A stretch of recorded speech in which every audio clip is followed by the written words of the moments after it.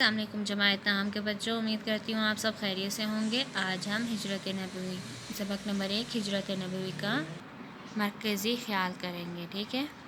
سوال کیا ہے؟ سوال سبق ہجرت نبوی کا مرکزی خیال لکھیں۔ مرکزی یعنی کہ جو شاعر نظم کو سوچتے ہوئے لکھتا ہے کہ شاعر کیا سوچ کر نظم لکھ رہا ہے یا سبق لکھ رہا ہے، اس کو کہتے ہیں مرکزی خیال، ٹھیک ہے۔ مرکزی خیال۔ سبق کا نام ہجرت نبوی، شاعر کا نام مولانا شبلی نعمانی، ایسے ہی آپ لوگ بھی لکھیں گے۔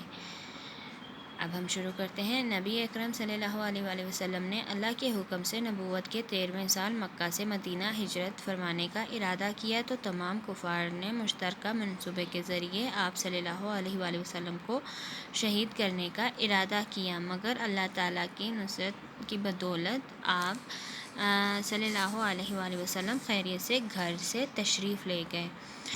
آپ نے حضرت علی کو اپنے بستر پر سلا دیا اور لوگوں کی امانتیں واپس کرنے کا فرمایا۔ آپ نے غار ثور میں قیام کیا، 3 دن وہاں رہے۔ آپ حضرت ابوبکر صدیق رضی اللہ تعالیٰ عنہ کا ادھر ذکر ہو رہا ہے۔ آپ رضی اللہ تعالیٰ عنہ کا غلام اور بیٹی 3 دن غار میں کھانا پہنچاتے رہے۔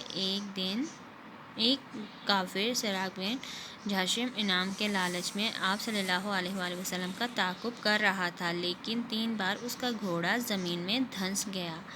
اسے معافی دی گئی۔ آپ صلی اللہ علیہ وآلہ وسلم مدینہ پہنچے، لوگوں نے خوشیاں منائیں اور سارا شہر اللہ اکبر کے نعروں سے گونج اٹھا۔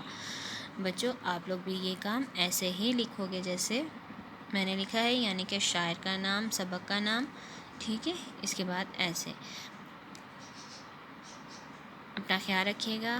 امید کرتی ہوں آپ لوگ یہ کام کر کے مجھے اس کی پکچرز بنا کر بھیج دیں گے۔ اللہ حافظ بچوں۔